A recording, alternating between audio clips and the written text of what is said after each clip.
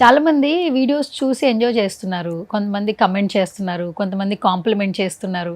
కానీ అసలు మీరు వీడియోలు స్టార్ట్ చేయడానికి రీజన్ అంటే ఏం చెప్తారు భావన? జాబ్ పరంగా ఏంటంటే అది అసలు మాకు ఆ థాట్ ఎలా వచ్చిందంటే, నేను ఫస్ట్ చేసే కంపెనీలో అక్కడ జాబ్ అయితే డిస్కంటిన్యూ అయింది.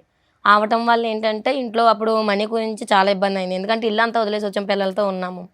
సో కొంచెం ఇబ్బంది అయ్యి ఏంటంటే ఇలా స్టార్ట్ చేస్తున్నా కదా మనం చేద్దామని ఆ టైంలో స్టార్ట్ చేసాం అలా. ఆ స్టార్ట్ చేసింది రావట్లేదు. ఫస్ట్లో అయితే మేము యాక్చువల్లీ నేనే లైవ్లో చెప్పేదాన్ని, మాకు యూట్యూబ్ టిప్స్ ఏమని చెప్పండి కొంచెం అని. అంటే నేను చెప్పేది అయితే ఒకటి, అస్సలు ఎవరు స్టార్ట్ చేయొద్దు. ఏదైనా పని చేసుకున్నా పర్లేదు కానీ అసలు స్టార్ట్ చేయొద్దు. చాలా మాటలు ఫేస్ చేయాలి. ఓకే, మీరు అది ఫేస్ చేయాలనుకుంటే మీరు స్టార్ట్ చేయొచ్చు. దానికి కూడా చాలా అంటే చాలా పేషెన్స్ ఉండాలి మెయిన్ అని అనుకున్నాము. కొన్నిసార్లు అయితే నేను అన్ని రోజులు కూడా ఉన్నాయి, దేవుడికి కూడా మా మీద కనికరం లేదు. అసలు చాలా మందికి ఇస్తున్నారు తప్ప మాకైతే రీచింగ్ కూడా ఇవ్వట్లేదు. నేనైతే చాలాసార్లు అనుకున్నాను మేడం, అందరికీ మిలియన్స్లోకి వెళ్తాయి, మాకెప్పుడు వెళ్తాయి. చూసారుగా మేము మ్యాక్సిమం 2 వరకు ఉంటాం మేడం. 500,000 సబ్స్క్రైబర్లకే దగ్గర మిలియన్స్ వ్యూస్ వస్తున్నాయి. మాకెందుకు రావట్లేదు అంటే ఇప్పుడు అర్థమైంది మేడం. ఓహో, మాకు దేవుడు కొద్ది టైం ఇచ్చాడు, హైప్ ఇస్తారు కాబట్టి అని ఇప్పుడు అర్థమైంది.